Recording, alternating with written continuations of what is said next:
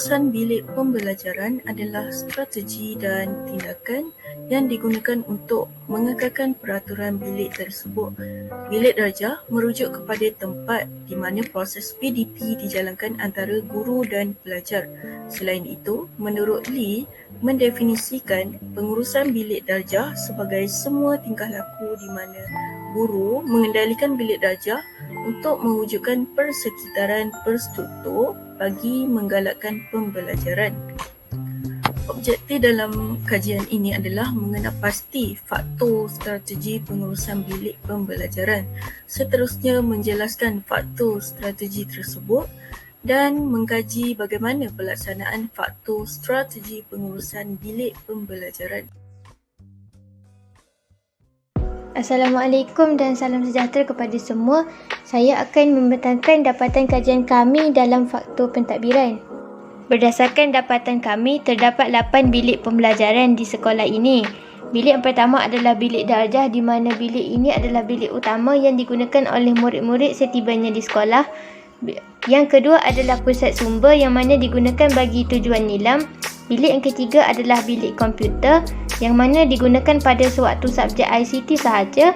Yang keempat, makmal sains iaitu terbahagi kepada makmal biologi, kimia dan fizik digunakan pada waktu sains sahaja.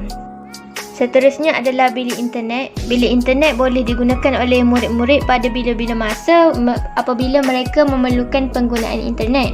Bengkel RBT, bengkel elektrik elektronik dan bengkel perkayuan pula digunakan bagi subjek reka bentuk dan teknologi RBT atau dahulunya dikenali sebagai kemahiran hidup. Bagi setiap bilik pembelajaran ini, terdapat guru-guru khas yang ditugaskan untuk menguruskan bilik-bilik tersebut. Hal ini bertujuan untuk memudahkan pihak sekolah merujuk guru yang bertanggungjawab menguruskan bilik tersebut jika terdapat sebarang masalah berkaitan bilik-bilik berkenaan. Setiap bilik-bilik tersebut juga mempunyai carta organisasi atau jawatankuasa yang dibentuk. Ahli jawatankuasa dilantik bagi menguruskan bilik-bilik tersebut. Bagi makmal sains sekolah iaitu makmal biologi, fizik dan kimia, ahli jawatankuasa tidak dilantik dalam kalangan murid, tetapi terdapat pembantu makmal dan pekerja swasta yang menguruskan. Guru yang telah diberi kuasa untuk menguruskan bilik tersebut adalah insan yang bertanggungjawab melantik jawatankuasa bilik-bilik tersebut. Jawatankuasa ini diwujudkan supaya bilik tersebut mudah untuk diurus serta mudah untuk mengetahui siapa yang bertanggungjawab dalam sesuatu perkara. Di samping itu juga kerja yang dilakukan akan lebih tersusun. Ciri-ciri yang perlu ada bagi pelantikan ini adalah murid yang aktif, iaitu mempunyai kemahiran berkomunikasi yang baik, mampu bekerjasama dengan rakan-rakan, rajin dan bertanggungjawab. Hal ini kerana kebiasaan murid yang dilantik ini akan diberikan tugas. Bilik pembelajaran perlu diurus dengan baik supaya murid dapat persekitaran kondusif agar lebih selesa untuk belajar dan fokus. Hal ini juga bertujuan supaya murid tahu akan tugas dan tanggungjawab yang mereka perlu laksanakan. Pengurusan ini juga penting agar pengajaran dan pembelajaran berjalan dengan lebih lancar. Setiap bilik pembelajaran di sekolah ini mempunyai jadual bertugasnya yang tersendiri. Jadual bertugas ini bertujuan untuk memastikan setiap murid dalam bilik tersebut mempunyai tugas. Hal ini kerana AJK yang dilantik hanya melibatkan beberapa orang. Maka jadual bertugas dibina agar pelajar mempunyai tugas serta merasa bertanggungjawab dengan tugas yang diberikan. Pada masa sama, murid dilatih untuk akur dengan peraturan. Bagi jadual penggunaan bilik pembelajaran, bilik-bilik khas seperti makmal, bengkel dan juga bilik ICT mempunyai jadual penggunaan untuk kegunaan murid-murid mengikut jadual pembelajaran mereka. Murid hanya dibenarkan masuk ke bilik-bilik tersebut pada waktu yang tertera di jadual mereka sahaja. Terdapat peruntukan kewangan bagi bilik-bilik pembelajaran tersebut. Sumber utama adalah daripada pihak sekolah dan juga sumbangan ibu bapa dan guru yang bertanggungjawab bagi bilik-bilik tersebut. Sumber kewangan ini adalah bertujuan bagi memastikan PDPC berjalan dengan lebih baik serta keadaan kelas yang lebih ceria agar murid lebih bersemangat untuk datang ke sekolah. Belanjawan peruntukan kewangan digunakan dengan sebaiknya. Sebelum belanjawan dilakukan, guru akan melihat terlebih dahulu apa yang diperlukan dan semasa belanjawan dilakukan, guru akan melihat bajet yang ada dan berbelanja mengikut bajet yang ada sahaja. Akan bentangkan dapatan kajian yaitu faktor kemudahan dan fizikal bilik pembelajaran. Soalan pertama, apakah unsur fizikal bilik darjah yang perlu dipastikan terlebih dahulu sebelum memulakan PDP? Responden mengatakan guru perlu memastikan murid dalam keadaan yang selesa, yaitu memastikan meja dan kerusi murid dalam keadaan yang selesa. Kemudian, whiteboard dan meja guru mesti dalam keadaan baik termasuk kipas dan lampu karena lampu untuk pencahayaan dalam kelas karena tidak semua kelas mendapat pencahayaan semula jadi.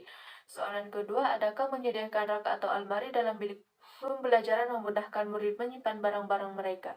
Responden mengatakan rak atau almari dalam bilik darjah memudahkan murid menyimpan barang. Namun murid-murid kebiasaannya meletakkan barang di dalam laci, manakala rak atau almari adalah tempat buku-buku bacaan. Soalan ketiga, adakah saiz atau susun meja atur itu penting? Responden mengatakan ia penting karena memudahkan murid-murid untuk berbincang karena pembelajaran abad ke-21 yang lebih berpusatkan kepada murid. Soalan seterusnya, mengapa pengudaraan dan pencahayaan dalam bilik pembelajaran perlu diberi perhatian? Responden mengatakan ia perlu diberi perhatian karena memberi kesan kepada suasana ataupun mood dan tumpuan pelajar semasa sesi PDP. Seterusnya, adakah susunan meja mengikut kesesuaian dari masa ke masa? Responden mengatakan iya. Contohnya seperti situasi COVID sekarang, susunan meja dijarakkan lebih kurang 1 meter. Soalan kelima, adakah susunan bilik pembelajaran melibatkan perancangan? Jawaban responden adalah iya, yang melibatkan perancangan dan kebiasaannya pihak pentadbir turut terlibat dalam perancangan ini dan ia tidak boleh dilakukan sesuka hati. Terusnya, adakah kemudahan teknologi dalam bilik pembelajaran diperlukan? Responden mengatakan ya, ianya perlu bagi memudahkan PDPC. Soalan seterusnya, mengapakah bilik pembelajaran dihias dengan cerita, gambar, dan alat bantu mengajar? Responden mengatakan ia memudahkan siapa sahaja yang ingin mendapatkan maklumat tentang kelas tersebut seperti siapa guru kelas tersebut. Dan apabila waktu lapang, pelajar boleh membacanya dan ia menceriakan kelas. Terusnya, adakah persekitaran fisikal yaitu kedudukan bilik pembelajaran seperti perabot dan lain-lain yang berkualiti membantu mewujudkan keselesaan PDP? Responden mengatakan ya, ia sangat membantu jika disusun dengan perabot yang betul dan pencahayaan yang baik. Yang terakhir, adakah keluasan bilik pembelajaran berada dalam keadaan selesa dan sesuai? Responden mengatakan ianya masih selesa dan sesuai dan jika murid dalam satu kelas melebihi 30 murid, ia agak padat dan jadi kurang selesa. Diserahkan kepada pembentang yang seterusnya.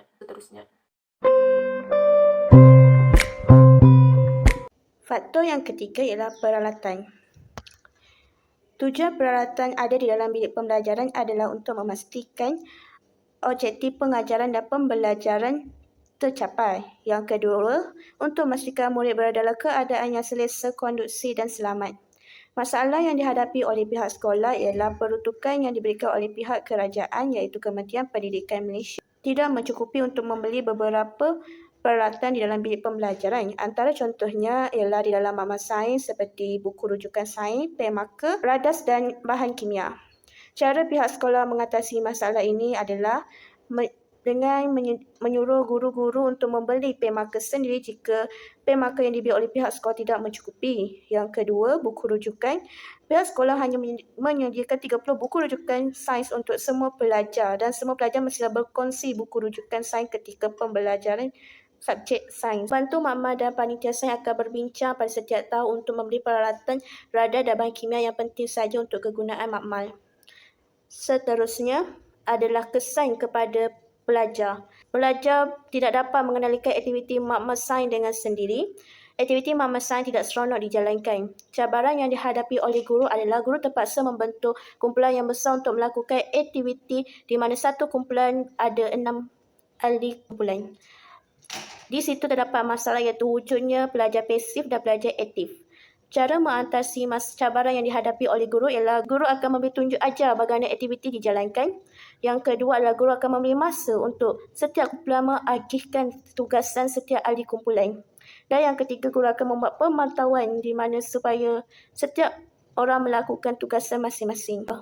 Kekerapan peralatan makmal sains ditukar seperti radas dan bahan kimia setahun sekali mengikut pembelajaran yang diberi oleh pihak Kementerian Pendidikan Malaysia KPM. Tetapi peralatan asas seperti meja, kerusi, lampu dan juga kipas akan Pihak sekolah akan segera bertindak untuk menggantikannya dengan baru. Pencapaian tujuan dan matlamat dicapai kerana pihak pentadbir dan guru akan memastikan setiap bilik pembelajaran berada dalam keadaan yang kondusif dan selamat digunakan.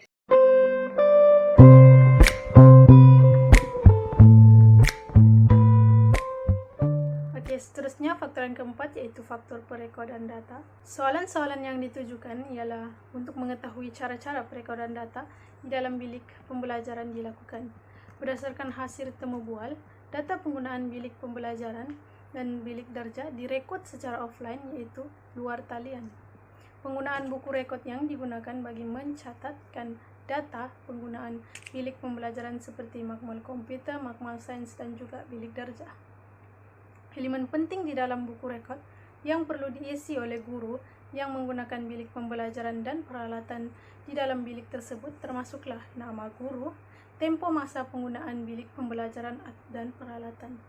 Bagi peminjaman peralatan yang dilakukan dalam sebuah bilik pembelajaran, guru perlu menulis nama peralatan yang dipinjam. Di samping itu, bilangan peralatan di dalam bilik pembelajaran adalah terhad. Apabila pengajaran dan pembelajaran yang dijalankan memerlukan peralatan dari bilik pembelajaran, pelajar akan dipecahkan kepada beberapa kumpulan dan melakukan aktiviti pembelajaran bersama menggunakan satu set peralatan. Seterusnya, seorang guru akan ditugaskan untuk melakukan penyeliaan atau semakan terhadap buku rekod penggunaan bilik pembelajaran.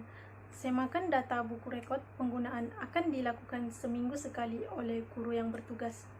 Akhirnya, apabila berlaku masalah seperti kekurangan peralatan di dalam bilik pembelajaran tersebut, guru yang menggunakan peralatan pada masa itu akan bertanggungjawab untuk mencatat sebab-sebab kehilangan atau kerosakan barang tersebut. Sebagai contohnya, berlaku kerosakan pada peralatan atau pelajar secara tidak sengaja memecahkan tabung uji di dalam makmal sains. Oleh itu, guru akan mencatatkan ke dalam buku rekod penggunaan. Kesimpulannya, perekodan data amatlah penting. Dalam pengurusan bilik pembelajaran agar guru dapat sentiasa melakukan PDP secara kondusif dan berkesan.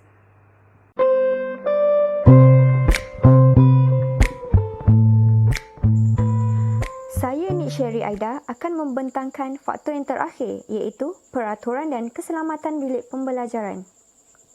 Soalan pertama yang diajukan kepada responden adalah, adakah peraturan dan keselamatan itu perlu ada di dalam bilik pembelajaran? Ya, sangat perlu. Yang kedua, patutkah guru kelas yang menitik beratkan tentang peraturan dan keselamatan di dalam bilik pembelajaran? Jawapan responden adalah ya, guru kelas sangat perlu menitik beratkan tentang hal ini. Yang ketiga, adakah guru kelas perlu menjelaskan secara terperinci tentang peraturan dan keselamatan bilik pembelajaran kepada murid? Ya, guru perlu menjelaskan peraturan dan keselamatan bilik pembelajaran secara terperinci kerana murid mudah lupa tentang peraturan dan keselamatan bilik pembelajaran yang telah ditetapkan. Yang keempat, siapakah yang patut mengambil berat tentang peraturan dan keselamatan bilik pembelajaran? Jawapan responden adalah semua guru, semua murid, semua kaki tangan sekolah. Yang kelima adalah sejauh manakah kepentingan peraturan dan keselamatan bilik pembelajaran? Sangat penting kerana perangai murid yang ada di sekolah adalah pelbagai ragam. Soalan yang keenam, bagaimanakah cara pendedahan peraturan dan keselamatan bilik pembelajaran itu kepada murid? Yang pertama, guru-guru mendedahkan peraturan dan keselamatan bilik pembelajaran semasa minggu orientasi, iaitu minggu awal persekolahan. Yang kedua, guru juga sentiasa menasihatkan murid untuk mengikut peraturan dan keselamatan bilik pembelajaran. Yang ketujuh, peraturan dan keselamatan bilik pembelajaran ini perlu diutamakan atau tidak? Jawapan responden adalah ya, perlu diutamakan. Soalan yang ke-8, siapakah yang akan bertanggungjawab jika berlaku sebarang insiden di dalam bilik pembelajaran?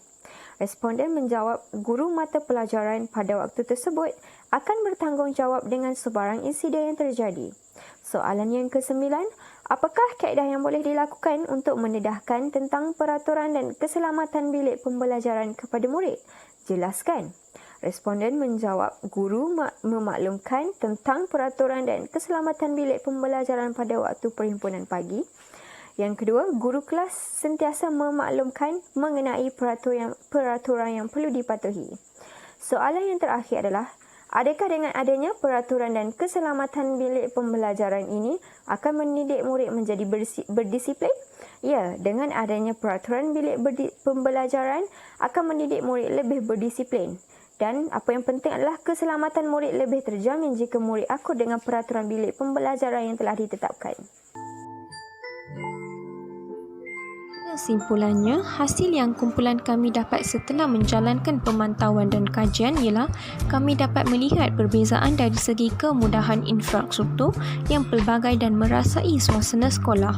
Selain itu, kami dapat mempelajari dengan lebih mendalam tentang kaedah yang digunakan oleh para guru dalam menguruskan bilik pembelajaran. Kami juga dapat melihat sentuhan para guru dalam mengasah bakat para pelajar.